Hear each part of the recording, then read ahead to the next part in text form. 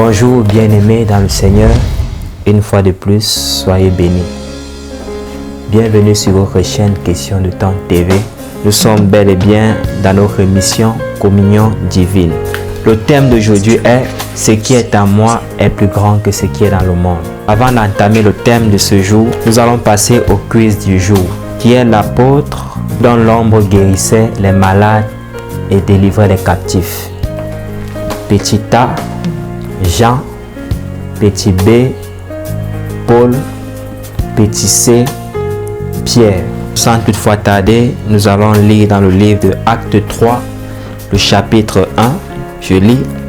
Pierre et Jean montaient ensemble au temple à l'heure de la prière, c'était la 9e heure. Il y avait un homme boiteux de naissance qu'on portait et qu'on plaçait tous les jours à la porte du temple appelé la Belle, pour qu'il demandât l'aumône à ceux qui entraient dans le temple. Cet homme, voyant Pierre et Jean qui allaient y entrer, leur demanda l'aumône. Pierre, de même que Jean, fixa les yeux sur lui et dit, regarde-nous.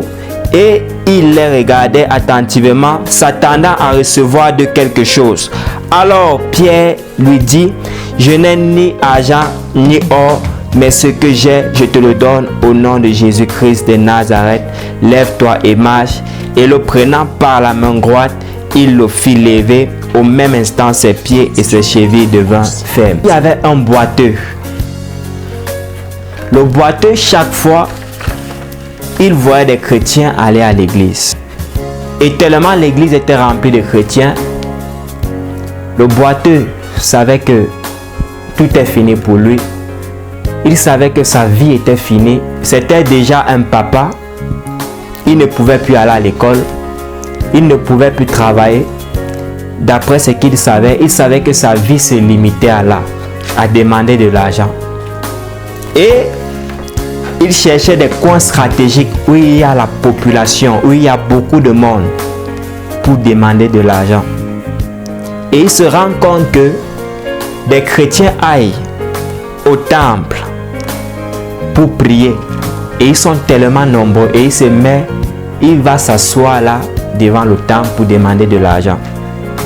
C'était un homme qui réfléchissait.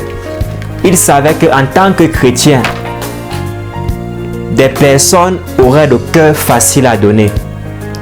En tant que chrétien, des personnes auraient compassion de sa situation et lui donneraient beaucoup d'argent. Il se disait, il pouvait tamponner même un homme riche qui pouvait changer sa situation. Je suis sûr que cet homme avait lu l'histoire de Mephibosheth avec David.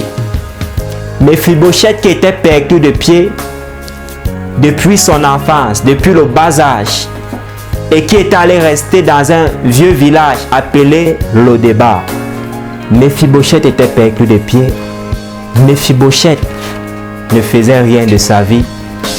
Il passait ses journées à demander de l'argent, à regarder des gens monter et descendre et à se lamenter.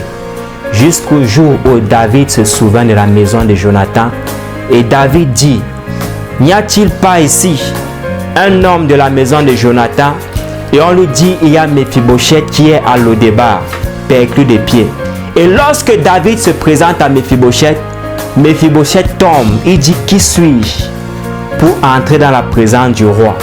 Moi qui suis semblable à un chien mort. Mephibosheth ne se considérait plus comme un être humain à cause de sa situation.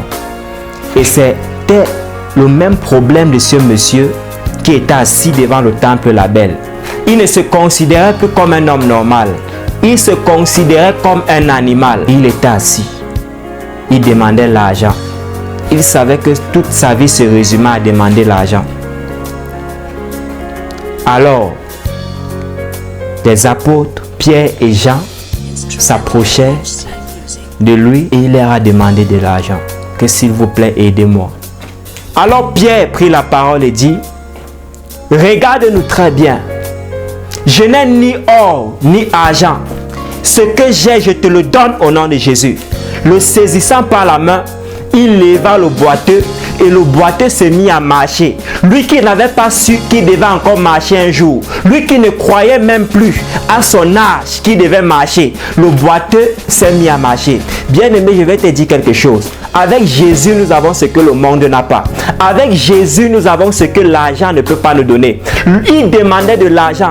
Il savait que l'argent ne pouvait pas résoudre son problème. Mais il pensait que sa vie était limitée à la mendicité. Mais les apôtres lui ont donné ce que l'argent ne pouvait pas lui donner. Je vais te dire quelque chose.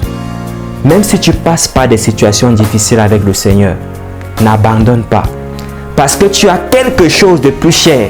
Ce qui est en toi est plus grand que ce qui est dans le monde. Je vais dire à quelqu'un qui souffre. Je vais dire à quelqu'un qui pensait qu'il était un mendiant, qui se limitait à demander l'argent aux gens. Tu n'es pas un mendiant. Avec Jésus, nous avons la multitude. Ce qui est en toi est plus grand que ce qui est dans le monde. Pierre saisit sa main et le leva. Le boiteux s'est mis à marcher. Lui qui n'avait pas marché depuis des années. Lui qui ne savait pas qu'il pouvait se lever et faire un travail de ses propres mains. Lui qui ne savait pas qu'il pouvait devenir un entrepreneur, un bâtisseur. Il se limitait à la mendicité. Il s'est levé, il s'est mis à marcher. Il s'est mis à faire de grandes œuvres. Il s'est mis à faire des choses incroyables. Je n'ai ni or, ni argent. Mais ce que j'ai, je te le donne au nom de Jésus. Bien-aimé, à partir d'aujourd'hui, apprends à demander ce qui est nécessaire. Ne demande plus ce qui est urgent. Peut-être que tu as un besoin urgent d'argent.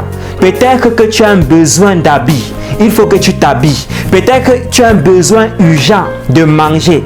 Peut-être que tu as un besoin urgent, je ne sais pas de quoi. Mais demande ce qui est nécessaire. Le monsieur avait une urgence, l'argent. Mais il avait oublié ce qui était nécessaire. Il avait oublié de demander ce qui est nécessaire. Il voulait l'argent. Mais il ne pensait pas à sa libération. Il ne pensait pas à sa guérison. Il ne pensait pas à sa délivrance. Avec Dieu, recherche la libération. Avec Dieu, recherche la délivrance. Avant de demander l'argent, avant de convoiter les autres, cherche à être guéri de ce mal. Ta vie boite aujourd'hui. Tu ne sais pas pourquoi. Cherche la guérison.